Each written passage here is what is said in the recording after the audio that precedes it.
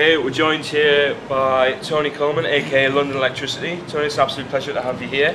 Have you enjoyed yourself tonight? Yeah, it was good. It was over in a flash actually. I normally play longer sets, so I don't often play an hour set, but it was wicked. Really nice crowd. It's nice to see Osama bin Laden in the crowd tonight, I must admit. Didn't know he was into drum and bass. I thought he was more about minimal techno. But it was good, you know, he didn't know how to dance to it. But yeah, it was nice. Right, you've played up Newcastle a few times now, haven't you? How do you see the scene up here? That's wicked, yeah. I've never experienced a bad gig in Newcastle at all. Crowd's always good, it's always busy, always respond really well to good tunes, and as you know, people up here know how to have a good time. Yeah, and do the crowds differ up here much to like the crowds you get down, say like hospitality and things like that, or is there much of a difference? Subtly different. Yeah, I mean I'm kind of proud to say that we get the best crowd in London, hospitality in London, and a lot of people echo that sentiment as well. But yeah, different kind of regions have slightly different feeling. Like we're playing in Liverpool tomorrow. And I'm expecting a lot more Class A business, to be honest, but it'll still be good. It'll still be good. Listen, now you've been at the drum and bass for a long time now. What is it that originally got you started in it? Fear. Fear and loneliness and hunger. No, it was just irresistible, really. Because like, I mean, I grew up listening to John Peel, like in the punk days, and what I loved about his show when I was a teenager, like, was when he used to play dub, and that's where it all started for me. Was the kind of the whole dub angle, the early jungle and the ragga jungle, and the whole kind of dub bass lines coming in. So that was it for me. It's that kind of duality of tempo. Love it. Still there as well. Wicked. Now your new album's just dropped, Syncopated City. Is that right? That's right. Yeah.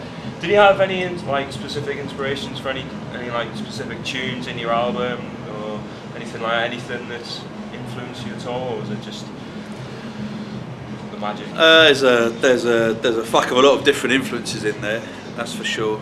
I think it's my broadest album to date, and it runs from rock all the way through to extreme lounge and everything in between, really.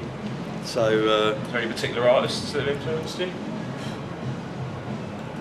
Christ almighty, so many over the years. I mean, there's a list of them on my MySpace page, and there's hundreds, you know.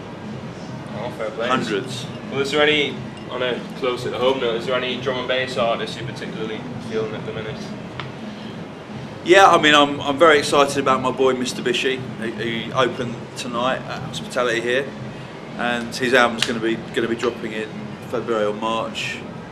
He's a freak, and therefore he makes very interesting music. You know, he's not a normal guy, and you can hear that in his music. You know, he's different, he's special. Now you're also the owner and founder of Famous Hospital Records. Yes, indeed. How did all that come about? Well, I mean, I got the label bug in 1988 when I released my very first record on a label called Pig and Trumpet, and it was the only record that we ever released on that label, and it went top 40 out of the back of the boot of my Morris Marina. It's true. So I got the bug then, and I've never looked back. I've always had labels, had a few labels, probably about 7 or 8 different labels. But it all came together with Hospital in 1996. So yeah, we're 12 years old. 12 years old, going on 13 years old, and yeah, and Hospital's the one really where, you know, I've learned from all my mistakes in the past, and it's come together at last. So yeah, excellent. Just got to keep trying. That's the bottom line. Don't give up. So what can we expect to see next from Hospital then? Well, we've got the Future Sound of Cambridge Volume 3, which the Future Sound of Cambridge series involves the comics, logistics and new tone. And traditionally it's just been all about EPs, but they came through with so much good music that we're going to make it into an album this time.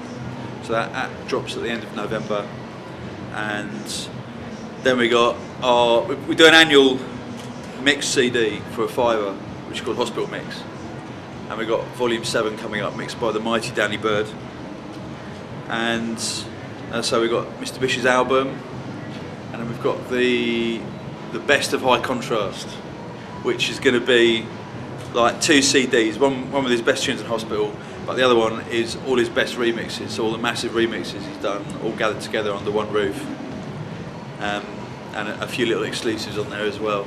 So that's going to be coming out probably in about May, I reckon.